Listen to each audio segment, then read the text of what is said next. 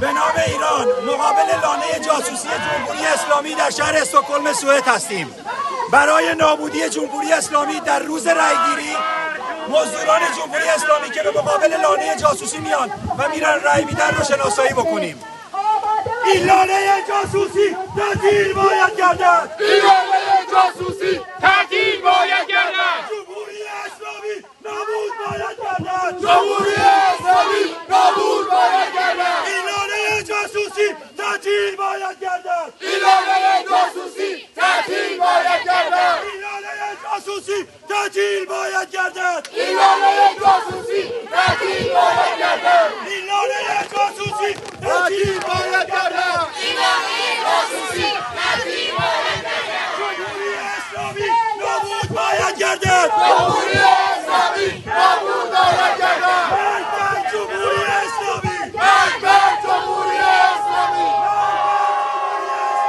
مرگ بر جمهوری اسلامی. مرگ بر جمهوری اسلامی. مرگ بر جمهوری اسلامی. پاینده ایران. پاینده ایران. پاینده ایران. پاینده ایران. پاینده ایران. ایران. جاوید شاه. جاوید شاه. جاوید شاه. جاوید شاه. جاوید شاه. ای شاه ایران. برگرد به ایران. ای شاه ایران. برگرد به ایران. ای شاه ایران. برگرد به ایران. ای شاه ایران. برگرد به ایران. ای شاه ایران برگرد به ایران. جاوید شاه. جاوید شاه. جاوید شاه. جاوید شاه. جاوید شاه. جاوید شاه. جاوید شاه. پاینده. پاینده.